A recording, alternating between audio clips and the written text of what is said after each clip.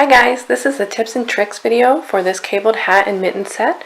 I'm going to walk you through each of the technical parts, like how to increase, how to decrease, how to cable, and how to cast on an extra stitch. So first we're going to start with what's all involved with the mitten pattern. Zoom in a little here.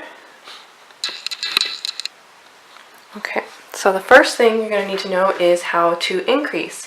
So we're going to make one right. To make one right, you grab the horizontal bar that runs between your stitches, this one right here. You're going to bring your left needle from the back underneath that bar between stitches, and then you're going to knit through the front of that loop, like so. I'm using the magic loop method, but you can use double pointed needles or whatever you're comfortable with. And then we're also going to walk through how to do the make one left. So make one left is really similar. Again, you're going to go for that horizontal bar that runs between your stitches, but this time you're going to insert your left needle from the front to the back underneath that bar, and then knit through the back. Oops. Like so. And that's how we're going to increase for these patterns. A cable 6 back is worked over 6 stitches total. We're going to hold the first 3 stitches to the back, knit these 3 stitches, and then knit the 3 stitches that were held to the back. You can do this with or without a cable needle. First I'll show you with a cable needle. So all we're going to do is slip the first 3 stitches onto our cable needle and hold it behind our work, and just ignore it for now. Then we're just going to knit the next 3 stitches like normal.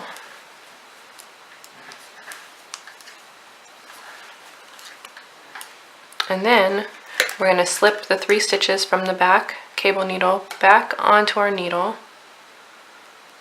Make sure not to twist them at all. Okay. And then we're going to knit those 3 stitches.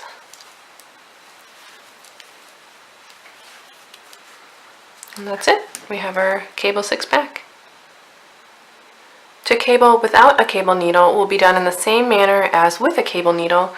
We'll still be holding these first 3 stitches to the back, knitting the next 3 stitches, and then knitting the first 3 stitches. So I'll show you how I do that. So I take the tip of my right needle and insert it into the second group of 3 stitches. Slip the first 3 stitches off the needle very carefully and put them back on the left needle. The second group of 3 stitches is on my right needle now. And then slide the second group of stitches back to the left needle, and then knit them just like that.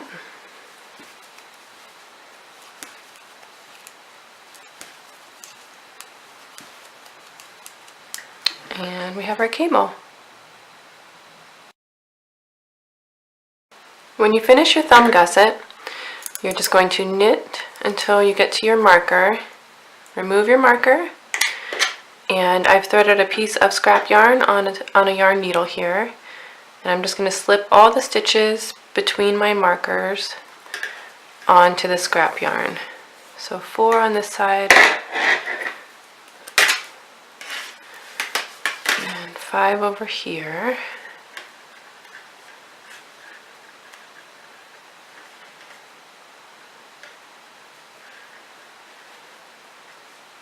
There we go.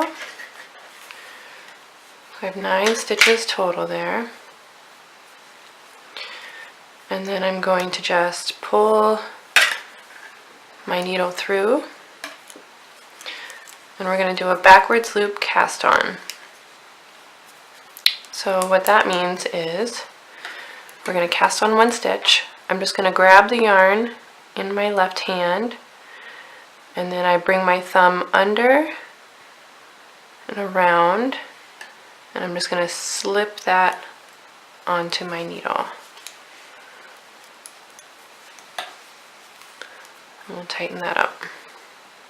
So let me show you that again. So grab the yarn, bring your thumb around and under, and then slip it onto your needle. And then I tighten it up a little bit.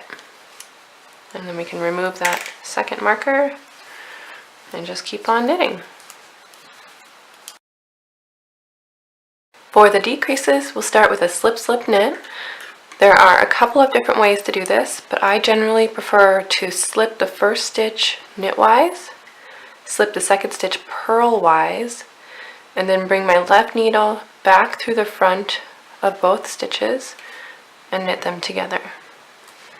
And that's slip slip knit.